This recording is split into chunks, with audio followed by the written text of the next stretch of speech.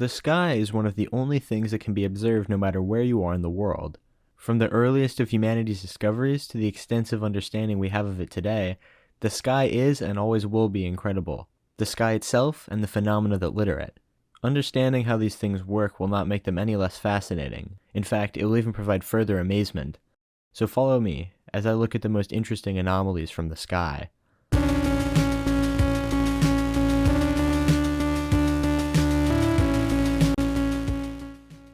One of the simplest sky phenomena is probably clouds, of which there are actually lots of different kinds. And you may wonder, is there a categorization system for them? In fact, there is, many of them having an attribute that makes them special. You know when it's rainy or cloudy and the sky just looks like fluffy layered shades of gray? The clouds responsible for this are known as nimbostratus. They are amorphous, which means that they lack a definitive shape with each formation. These clouds range at an altitude of anywhere from 2,000 to 18,000 feet. While they do often cause rainfall, and even snow, they cannot create thunder. Clouds responsible for thunderstorms are known as cumulonimbus, and they are actually the only clouds that can cause thunderstorms, as well as hail. Compared to nimbostratus, these ones are gargantuan. The minimum altitude of these clouds is 2,000 feet, same as the nimbostratus, but the maximum altitude of a cumulonimbus is quite a bit higher, at 52,000 feet. Much lower than that, with an altitude of 1,000 to 6,600 feet, is the cumulus. These are the clouds you look up at and appear very close to the ground because of parallax with higher clouds. Cumulus clouds are often precursors that can become other types of clouds, such as cumulonimbus, when it is influenced by weather factors such as instability, humidity, and temperature gradient. But on their own, they are not capable of any precipitation. These clouds can even generally cool the Earth by reflecting solar radiation. These clouds can get pretty high, but they're only categorized as low or mid-level clouds. What cloud has the highest altitude? The lowest of the high-level clouds would be cirrus at 15,000 to 30,000 feet, but the highest one is cirrocumulus at 16,000 to 49,000 feet. And the last cloud in the high level, cirrostratus, despite having the highest minimum altitude at 20,000 feet, has a maximum of just 43,000 feet, making it only second to the cirrocumulus. But in spite of being just the second highest cloud, it's still really cool. Cirrostratus clouds are made up of ice crystals, and they can cause a halo to form around the moon at night. All of these clouds occur within the troposphere, which makes up one of 4 layers of the Earth's atmosphere, the lowest-most one of them. With certain clouds, namely altocumulus, cirrocumulus, lenticular, and cirrus, there is an effect known as cloud iridescence. It occurs when these clouds appear close to the sun and sometimes the moon. The effect causes these clouds to look like rainbows, similar to soap bubbles or oil. But cloud iridescence extends much higher than this. Clouds such as polar stratospheric clouds, often referred to as nacreous clouds, have an altitude of 49,000 to 82,000 feet, meaning they reside in the stratosphere, layer 2 of 4 of Earth's atmosphere. There are 2 main types of nacreous clouds. Type 1 often resembles cirrostratus or simply haze. Despite how pretty these clouds look, they contribute in small part to ozone depletion, which is a process where ozone atoms in the Earth's ozone layer are destroyed by chlorine atoms. These clouds are made up of water, nitric acid, and/or sulfuric acid, which means they support chemical reactions that produce active chlorine, which catalyzes ozone destruction. Although, since the stratosphere is very dry, unlike the troposphere, these clouds are quite rare. And Type 2 polar stratospheric clouds are the only type that are actually nacreous, making that title somewhat misleading to use as a blanket. Nacreous is just another word for something that looks pearlescent. These clouds appear in the Arctic, although quite rarely, and they are made up of purely water ice. Despite how surprisingly high up these clouds are, there is one type of cloud that gets even higher, that being Noctilucent clouds.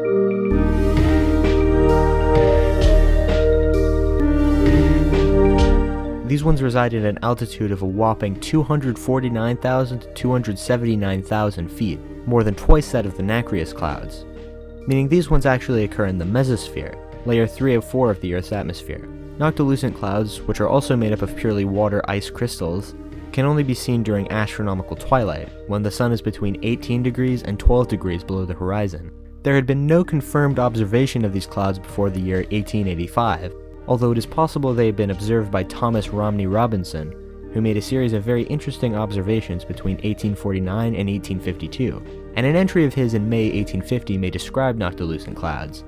On May 1st, 1850, he noted strange luminous clouds in the northwest that were not auroral. But there are several doubts about his description that what he saw could have actually been stratospheric dust reflections visible after sunset. Whatever he saw, it's really cool that these clouds can even form this high up in the atmosphere.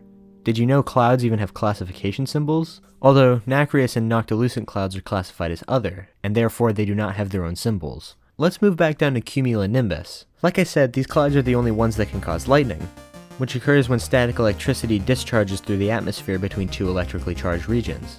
In this case, of course, a cumulonimbus cloud.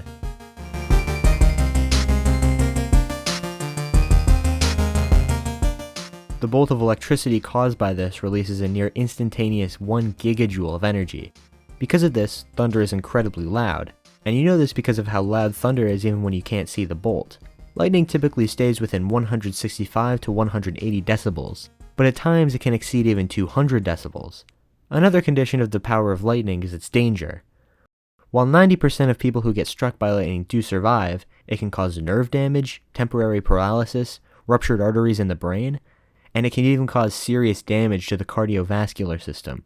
And that's not to mention the horrible burns. And because of the sound, it can even rupture your eardrums. You can find lots of pictures of lightning scars people get from surviving their lightning strike. And honestly, they look kind of badass. A far less dangerous form of lightning is one known as heat lightning, which is often mistakenly believed to actually be caused by heat. But in reality, the name heat lightning is a misnomer. Heat lightning is no more than regular lightning seen from far away, too far to hear anything. The name heat lightning and belief surrounding it likely comes from archaic meteorology when people would see lightning in the distant clouds and theorize that it could be charged by the hot and humid air in the summertime. Yet another archaic lightning phenomenon is one that is known as ball lightning. Ball lightning is an unconfirmed phenomenon described as spherical balls of light ranging from tiny to several meters that would supposedly last way longer than the instant flash of a lightning bolt. In the 1800s, reports claimed these balls would explode and leave behind the smell of sulfur. But the existence of this phenomenon relies on reported sightings from the public, while actual scientific findings are scarce, and thus, ball lightning remains unproven. Lightning is very typical of thunderstorms, often seen as striking from the bottom of a storm cloud, but sometimes, rather than the bottom, it's much higher at the top.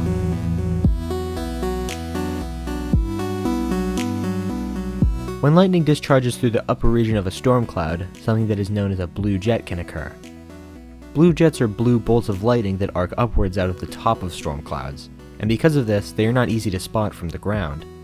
These bolts occur anywhere from 126,000 to 163,000 feet from the ground. Blue jets are part of a category called upper atmospheric lightning, of which there are several different kinds. Sprites are very rare bolts of lightning that occur high above the clouds, and from the ground they can occur anywhere from 211,000 feet to 237,000 feet. And they can also span across 31 square miles in the sky. Quite similarly to sprites are a type of lightning known as elves. ELVs is an abbreviation for emissions of light and very low frequency perturbations due to electromagnetic pulse sources. These so-called ELVs appear as red halos in the sky that can span as much as 250 miles in diameter and as high as 62 miles from the ground. It's incredible to me that lightning this cool can occur so high up, but similarly, yet even higher, are auroras.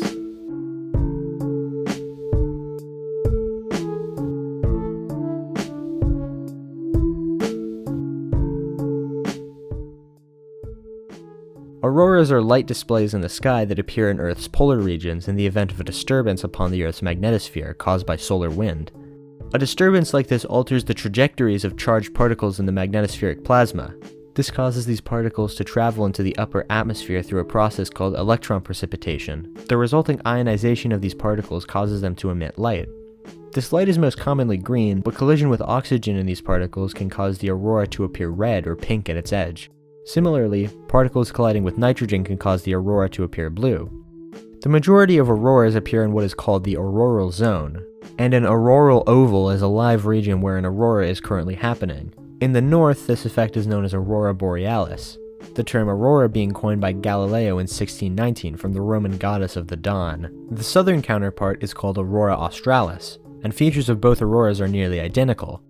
Aurora australis can be seen from places such as Antarctica, Chile, Argentina, South Africa, New Zealand, and Australia, whereas aurora borealis can be seen from places such as Alaska, the Canadian territories, Iceland, Greenland, Norway, Sweden, Finland, Scotland, and Siberia. While there is plenty sky phenomena observed from the ground that occur within Earth's atmosphere, some of the most interesting phenomena occur beyond that, in outer space. The two most distinct celestial bodies that can almost always be observed from the ground are the Sun and the Moon.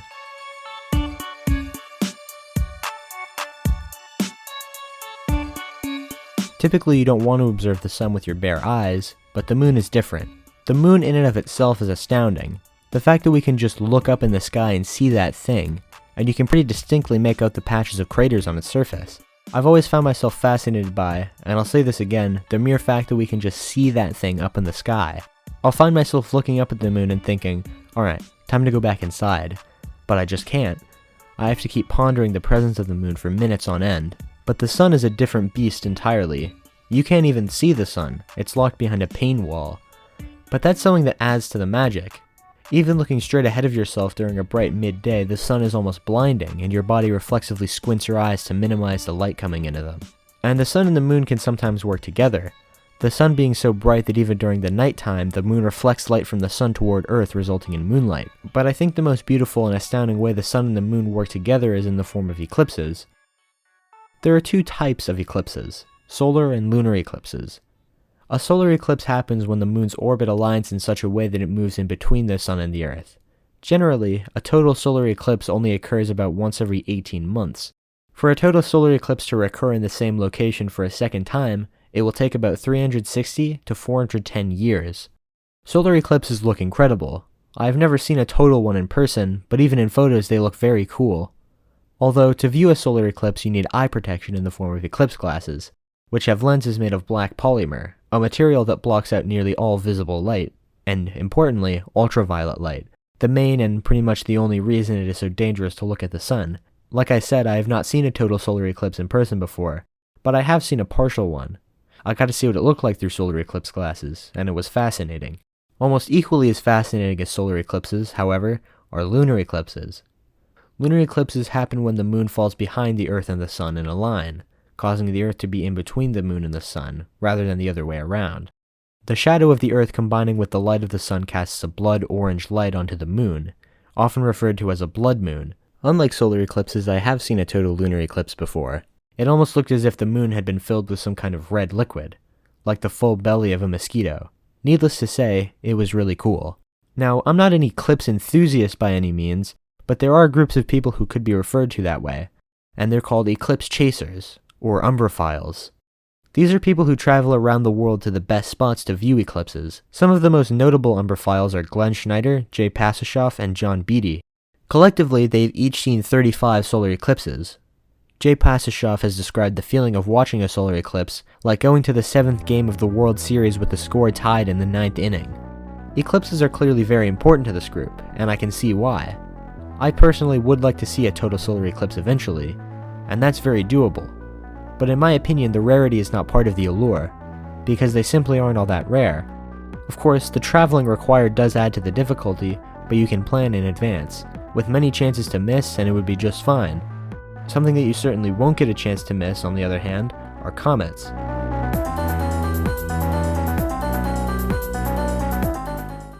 All the way back in 1705, an astronomer named Edmund Halley discovered that sightings of comets recorded since 240 BC were not different bodies, but rather the same one returning multiple times.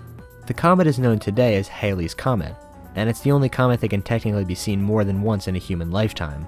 It can be seen from Earth once every 75 to 79 years, the last time being in 1986, and the next time will be in 2061. It is entirely possible that someone born just after the comet's appearance in 1986 could die before its next in 2061, meaning they wouldn't even get a chance. Even someone born just before the comet's 1986 appearance wouldn't be able to remember seeing it, so it's unlikely that someone who does remember will end up seeing the 2061 appearance. But it's far from impossible. Unlike eclipses, the rarity is absolutely part of the appeal of seeing a comet. The aspect of them returning is pretty much their whole thing. I find it fascinating that there are celestial bodies as small as a comet that can travel near Earth and then travel back away. Obviously it makes sense, but that's just so cool. Comets can provide a sense of panic, a FOMO, especially with something like the comet called C2022 E3 ZTF, which only comes once every 50,000 years. And the last sighting was on January 12, 2023. I missed this one, of course, but hey, at least humans 50,000 years in the future will get a chance to see it, right? Well, astronomers believe that this comet may never return again. But even if that weren't the case, no one alive today would even live to see its next appearance. A 50,000 year gap is just so far outside of the human timescale. There is a kind of existential dread that sets in for many people when they realize this. There are many things that everyone currently alive on Earth will not live long enough to see. I'm sure many people are curious as to what the world will be like in, say, 1,000 years. How different will humanity and technology be? Pine needles? Oh man, this is great. Hey, as long as you don't make me smell your anus. I don't get it. I'm sorry, Fry, but astronomers renamed Uranus in 2620 to end that stupid joke once and for all. Oh, what's it called now? Urectum.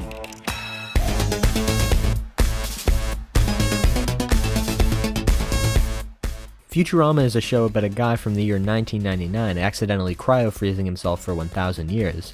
The humor and writing in the show is genius, quite literally. The writing staff for the show held 3 PhDs, 7 master's degrees, and a cumulative 50 years in Harvard University.